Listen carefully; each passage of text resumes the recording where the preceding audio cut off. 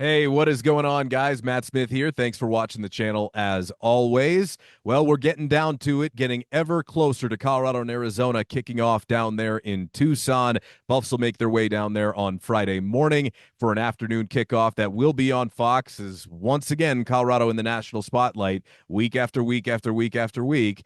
And we've been seeing all the social media posts roll out about how Arizona's recruiting section is sold out and how the game is sold out. And, we kind of go, yeah.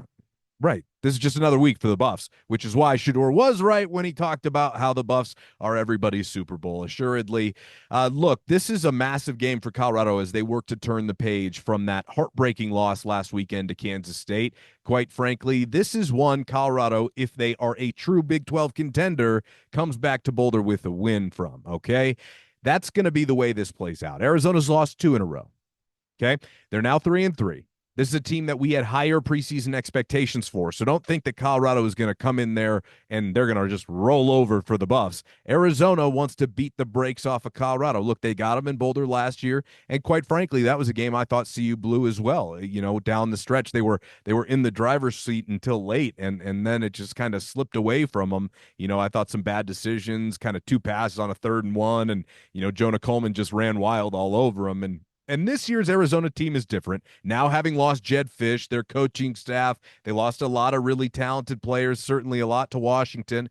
As Fish went there, a lot went with him, but he did not take his star quarterback and his star receiver in Noah Fafita and Teteroa McMillan. Now, these are, two guys who have known each other for a very long time, played in high school together. They're good buddies and certainly one of the more dynamic quarterback receiving duos in the entire country. If you didn't know, now you know. And last year they showed us, a good little sample size. I think McMillan ended up having about over 100 yards. I think he had a touchdown grab as well last year in Boulder, and certainly a lot of that was on Travis Hunter. He was the one guy, maybe outside of Elick Iomanner, that just really kind of ran all over Travis. And this is a big one for Travis, and unfortunate for him, he's got to come into this one kind of bouncing back off an injury and nursing a little bit of an injury. A quick note on Travis there. The last few days in Well-Off, he definitely, I think it's a different schedule this week. I don't think he practiced much today. They were in shells today, but he was maybe doing a little bit of light conditioning. Obviously, Travis is a guy that really doesn't need to practice all that much. And if it comes down to maybe getting one day of practice out of him versus, him getting another extra rest day, I don't think it's a bad call at all to kind of just ease off of things and let him roll back out on Saturday if he feels like he's good to go. And certainly Coach Prime would never put him in a bad position. And if he's showing signs that he ain't going to be ready, they ain't going to play him. But Coach Prime told us on Tuesday that he should certainly play. So I think that's a yes. Uh, so assuming that he plays, they're also expecting to get Jimmy Horn back for this one. Injuries are a big storyline because they lost 4 of their top 6 by the time that game ended against Kansas State. So you definitely need your top options back in the lineup. Make no mistake about it. Despite having Will Shepherd, who was also a little dinged up, by the way, didn't catch that one, but that was something Coach Prime mentioned this week. And sounds like all those guys are a full go except for Amarion Miller and Terrell Timmons. Now, Miller with the surgery this week, going to be out probably all year. Terrell Timmons, we're not exactly sure. I saw him in Well-Off in a walking boot, so we'll see what his timeline looks like. I'm not exactly sure if that one's season ending either. Hopefully it's not. They could use him, and he's shown some flashes of being a guy that's capable of being out there and producing for this Buffs team. So our thoughts are with Omarion and Terrell as they continue to recover this week, certainly. And as a result, I think Colorado's been getting some younger guys and some different guys, kind of a little bit more work with the ones in practice this week. I'm probably going to clip that there and place them together so I have the correct pronunciation so everybody knows what you missed. Okay.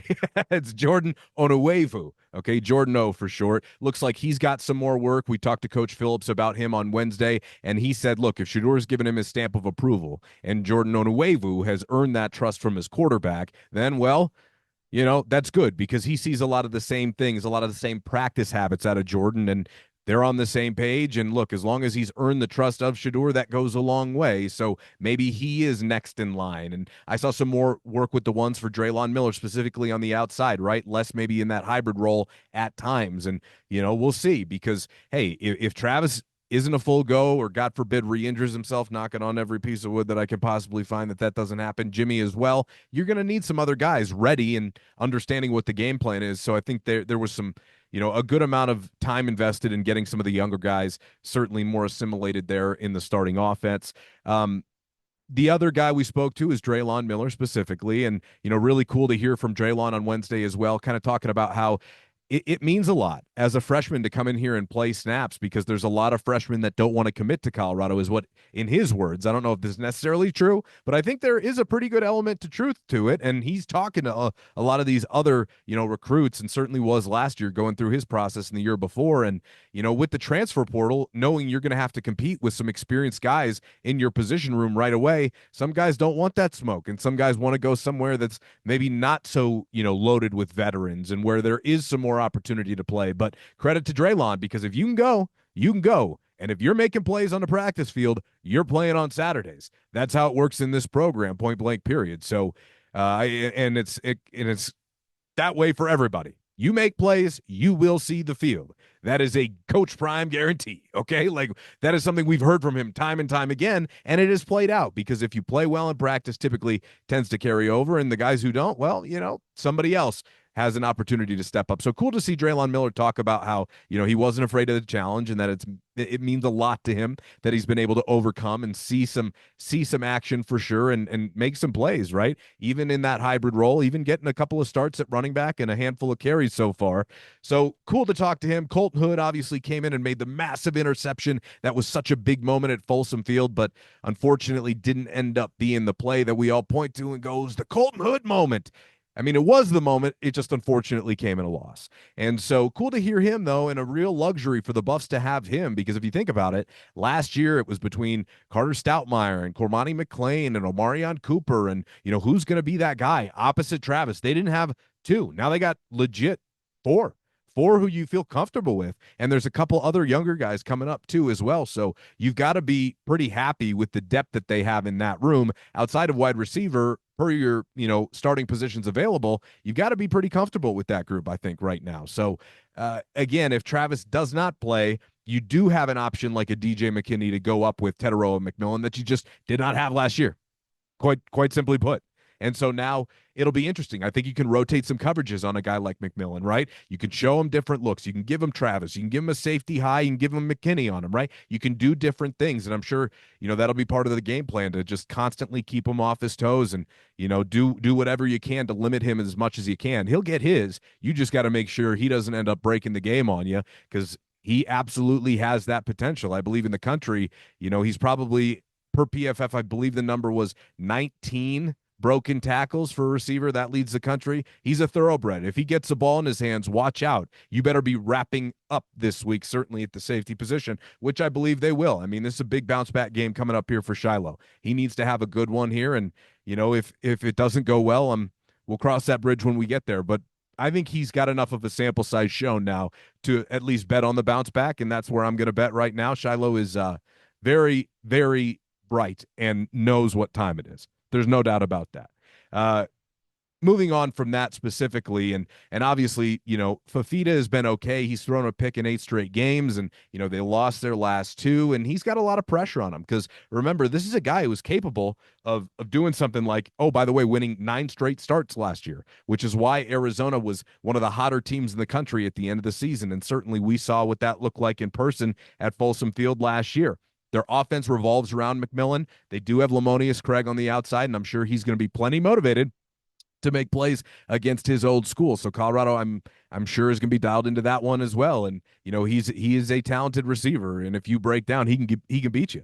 There's no doubt about that. They can run the ball a little bit, but it's definitely not their strength. This will be the first time that Colorado goes up against a pass-dominant offense, which should be entertaining. It's going to be a nice little change of pace. And, as a result, I think your rush defense, without a doubt, has to step up and hold them down. The one thing you don't want to do is make Arizona look very balanced and two-dimensional, something that they're not. Okay, that's the last thing you want to do. Now, Fafita's not going to be that running threat, but make no mistake, he can get outside and scramble and pick up a first down and a third down if he has to. So you've got to be dialed in with your contain there as well. And, the Buffs are familiar. Plenty of respect for him and McMillan from Coach Prime. He talked about some of the guys they have up front defensively as well. And typically, Arizona's got some talent on that back end, but they're pretty banged up. I think they got about I think they got like 4 corners that are pretty dinged up, and maybe 3, 4, in that secondary, and, kind of goes safeties included. So we'll see what happens, but that's not a position you want to be struggling, in heading into playing Shedeur Sanders and the Buffs. I mean, he can tear you apart. So we'll see what that ends up looking like. This is just one where I kind of look at the Buffs and go, you just can't beat yourself here. You know what Arizona is. If you don't play well in Tucson, you're going to give Arizona a good chance to win that game because they got enough talent to do it. It's not one that you should be walking over. They're the favorite in this one. I don't necessarily agree with that, if I'm being honest. I've said that since the start of this week. I was surprised when I even heard that they were a 4-point favorite. I go, really? Based upon the last few weeks? But the truth is, I think Vegas probably looks at the Buffs and goes, still kind of looks at them in prove it mode. Quite frankly, Colorado's got to prove that they can consistently go on the road and take care of business. They did it at UCF. They're going to have to do it again here in Tucson. And again, if you are in the Big 12 race, you're coming back with a win. And if you're not, you probably won't. We're going to find that out as well.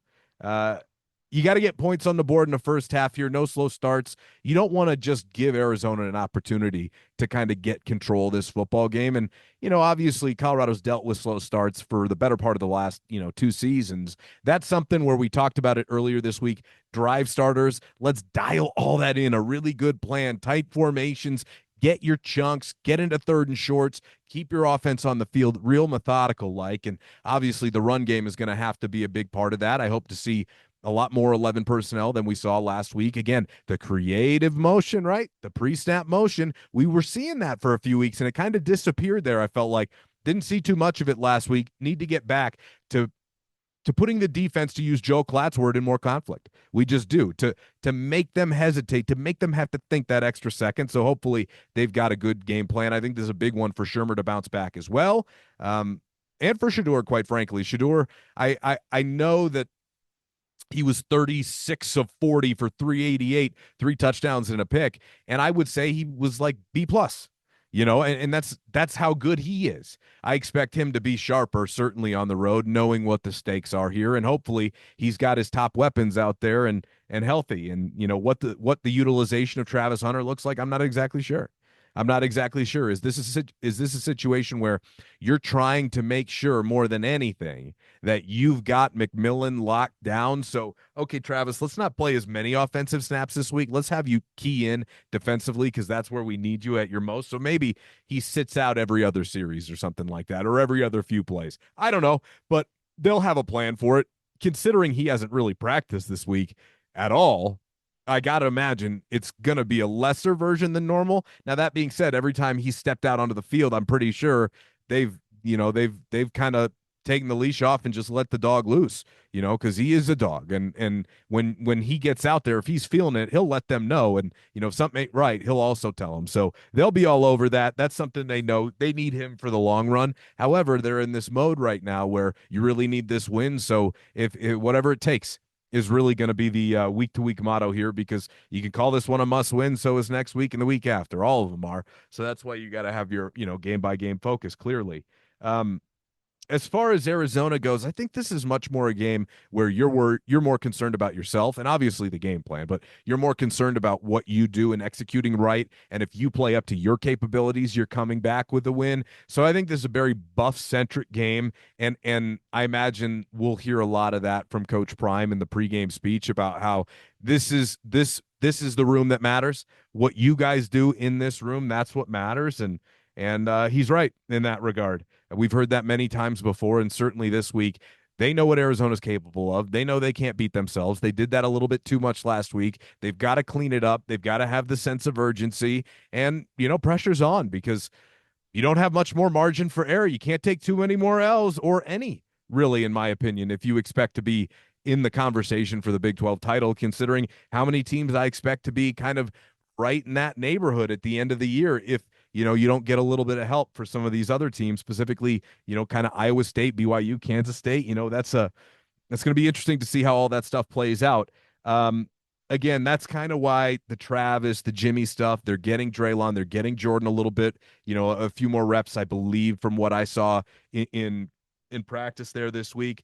Augustive, Coach Prime told us, supposed to start, and that's what I've been wanting to see. I think he's their most talented back. I'm looking forward to seeing if they can build a little bit a little bit of momentum with Isaiah Augusta. Set up the run with the pass and let them knock down the pins up the middle when, they're not expecting it, and do it enough to keep them on their toes. I think that's so important, is just making the defense guess, to give Shedeur just another half a second of breathing room to be able to make the reads that he needs to make.